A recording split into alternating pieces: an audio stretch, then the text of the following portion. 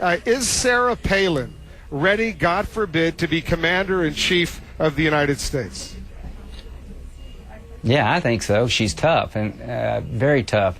Look at what she's done in Alaska. She's taken on corruption. She's taken on her own party. She has shaken things up fundamentally in Alaska. She's been the commander of the Alaska National Guard. She's got a son in the military. Yeah, I very much believe that she would be ready to do anything asked of her, whether it to be Commander-in-Chief or President of the United States. I have a lot of confidence in her. I'm proud of Senator McCain. I'm proud of my party. This is an historic pick. A pick based on, I think, sound judgment. You have a lot of foreign policy experience. You've traveled all over the world and met with world leaders. Yeah. Joe Biden has a lot of foreign policy experience. He's done the same thing. He's chairman of the Foreign Relations Committee. Does she have any actual foreign policy experience? Has she met with world leaders like you have, like Biden has? Has she really gone around the world and done any of those things? You know, I don't know where she's traveled to, and I know the people I've met, but it's not meeting people that matters. You know, President Bush met President Putin. And I don't think it matters just meeting people. You look at people's judgment. You know, Governor Palin took on Ted Stevens. If she can take him on, she can take on the Russians. Listen to this bite. I'm going to play it for you right now, and then we'll discuss. Listen to this. I think about whether that person who I select would be most prepared to take my place, and that would be the key criteria. Yeah. All right, so is that person the best prepared, Sarah Palin in this case, because there were several other candidates, including Mitt Romney, and Tom Ridge, and Joe Lieberman, Tim Pawlenty, the governor of the state where I am right now. Sarah Palin?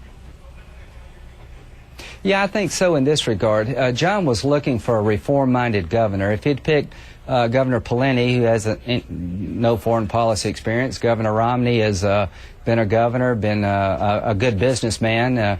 John was looking for somebody that could come to Washington and enact a reform agenda that would shake up the town. That's why he picked her, not for any other reason. He sees in her a lot in himself when it comes to changing government, and that's why he picked her, because he wants to tell the American people there's two people coming to Washington, John McCain and Governor Palin, and they're going to turn the town upside down when it comes to spending your money and reforming the way it works. That's why he picked her.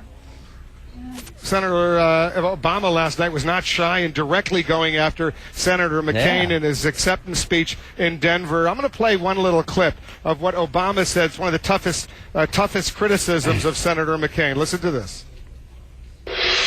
John McCain likes to say that he'll follow bin Laden to the gates of hell, but he won't even follow him to the cave where he lives.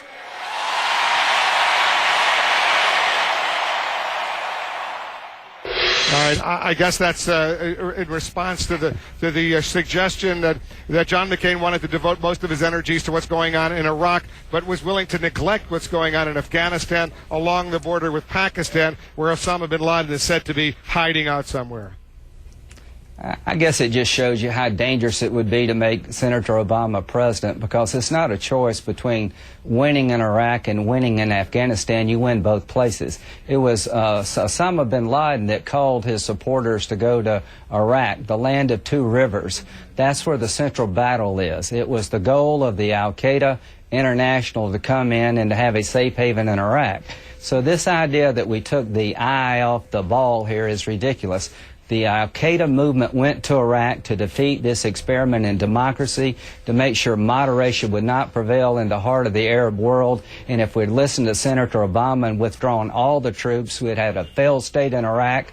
Bin Laden sympathizers would be claiming victory over America.